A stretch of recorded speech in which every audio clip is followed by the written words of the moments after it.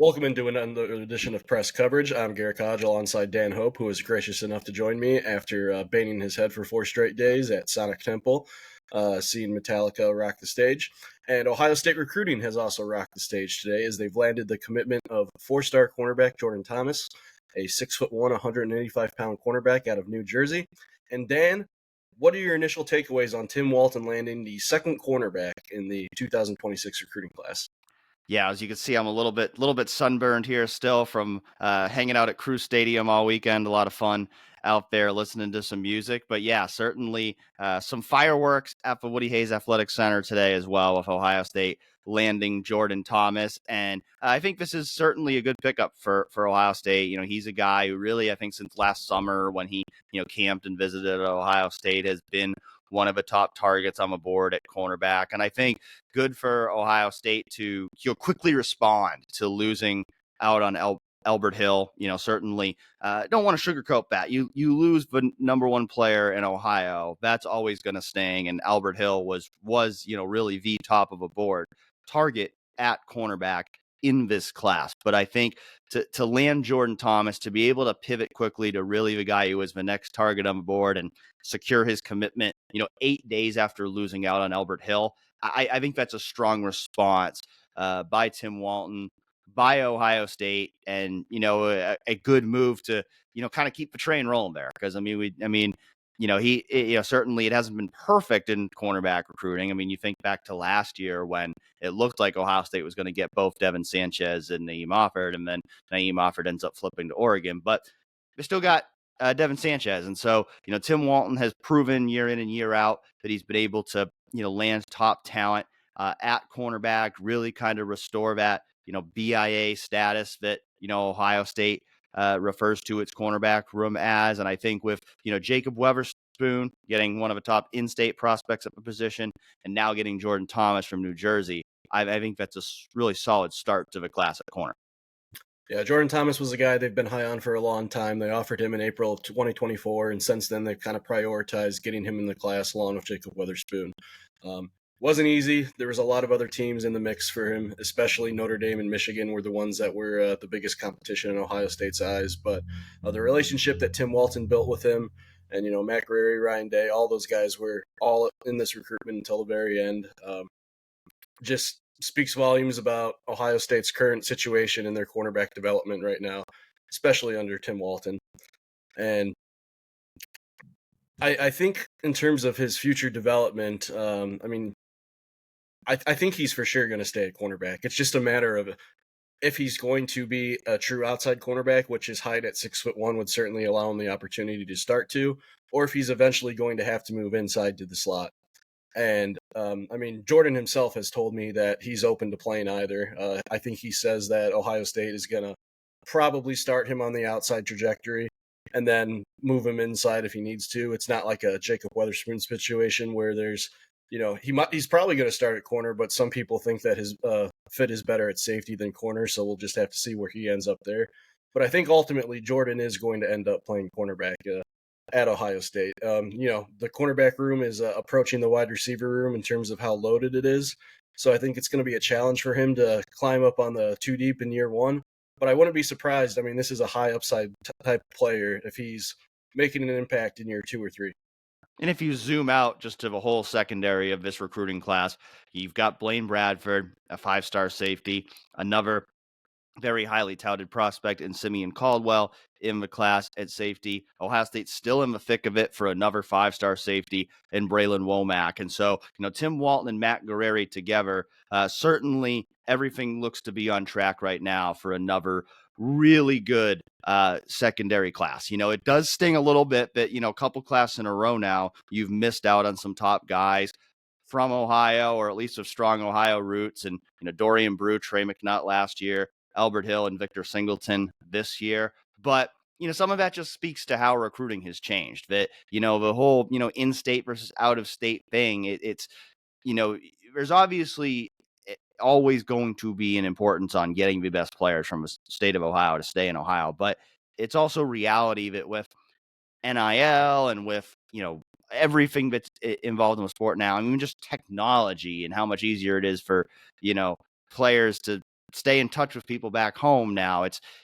There's especially with these top prospects, there's not the same pull that there may have been in the past for guys to just stay in state because it's in state. And so, I think a lot of it ultimately comes down to finding guys who Ohio State thinks is the right fit for a program on all fronts, both, in terms of their talent on the field, as well as, their character and cultural fit off the field. And all indications are Jordan Thomas is a guy who checks both those boxes. We've seen Ohio State have a lot of success in recent years with getting guys from New Jersey. They've had some really good players from the state of New Jersey. Cody Simon certainly jumps to mind. Ronnie Hickman, Luke Whippler, Jordan Thomas actually coming from the same high school as Quincy Porter. And so we've seen Ohio State do a really good job there. In that state of New Jersey, there's kind of been an opening for Ohio State there. Penn State's always been a big player there and still is. But, if Rutgers being a lower tier Big Ten program,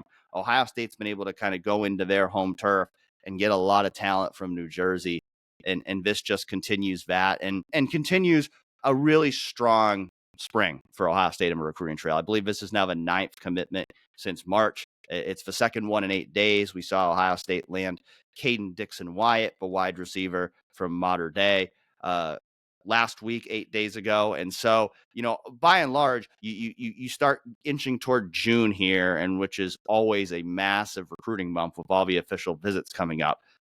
Ohio State's feeling really good, I think, about where this class is at right now. Because, a few months ago, we were talking about, it's kind of been quiet, where are some of the commitments? And now we've seen this big run, Ohio State capitalizing off of that national championship run. And it feels like there's a good foundation here for this class. Some big holes that still need to be filled. But I think, a good foundation in terms of some of those holes. Who are some of the other guys now that, Caden Dixon-Wyatt's in the class, Jordan Thomas is in the class, that you think now become the top priorities for Ohio State? Well, as you said, Dan, they're in a pretty good spot. Thomas is the 13th overall commitment, so you're going into official visit season with 13 guys committed. If we're staying at cornerback, they could probably be okay taking 2. They might want to add another one. Someone like Justice Fitzpatrick comes to mind as another guy that would be a take, if he wanted to come to Ohio State. But with how deep the cornerback class is, and obviously, it depends on how good of a year Jermaine Matthews has as to whether, he's going to stay at Ohio State for another year or if he plays his way into the NFL draft in terms of how much they might need some bodies there. But I think they're pretty well set at corner. I think, and every other Ohio State probably recruiting fan would like to see more premium additions on the offensive line. I'm just going to say offensive line's a top priority because until they land a big out-of-state fish, there's always going to be questions. There's no doubt about it that Tyler Bowen has made tremendous strides in terms of the reputation and the effort he's put in on the recruiting trail. Every offensive line prospect that I've talked to that's spoken with him raves about him. Raves about his relationship building technique, raves about what he tells them from a development standpoint. But, a guy like a Felix Ojo, who they're in a two-way battle with Texas, and a guy like Micah Champ-Smith, who's, been visiting Columbus since his freshman year in high school and seems like that really premium out-of-state prospect that they haven't been able to get for quite some time. Landing a guy like that would just put the cherry on top and the exclamation point to this class, and I think would go a long way into really, I guess, changing the narrative around Ohio State's offensive line recruiting, because for whether it's fair or not, there has been a negative connotation associated with offensive line recruiting after missing out on so many premium offensive tackles in the past few cycles. So I'd say that's the point of emphasis heading into but if we want to go to an individual player, but it's not necessarily they need this position, I think Tyler Atkinson, the linebacker out of Georgia, is one of the most sure thing prospects in this whole entire 2026 class. I think he's going to be an incredibly tough pull, taking him away from his hometown team of Georgia. But I think Ohio State has a real shot, and that's largely due to the relationships built. I mean, they offered him when he was an 8th grader, so they've been on him for a very, very, very long time. And he mutually agrees, and he has a lot of respect for James Laurinaitis, has a whole lot of respect for Matt Patricia and the rest of the Ohio State staff. So if you're going to give me choice of where I want to put all my resources to, I want Tyler Atkinson, who I think is one of the most surefire bets to be a star in the 2026 class, and at least one premium offensive lineman from out of state would be nice. And sticking with linebackers, I think you'd put Sincere Johnson up there as well as somebody who's certainly a high priority target for Ohio State right now. I mean, defensive line, I think, is a position too. I mean, it's been probably the position that, other than offensive line, where they've taken some flack here, not quite landing as many of those top tier prospects as you'd expect. Obviously, there's been a lot of talk about, defensive tackle just right now being a concern. So I think, landing some premier defensive linemen is going to be important. I think, running back seems like they're in a pretty good position with, both Favoraki and Carson Baker. If they could land those guys, that would be really good at running back. And then, quarterback, that's, the other big question in this class is, who's going to be that quarterback in this class? There's not really a clear answer to that question right now. So that's going to be another interesting development, I think, to follow this summer as well.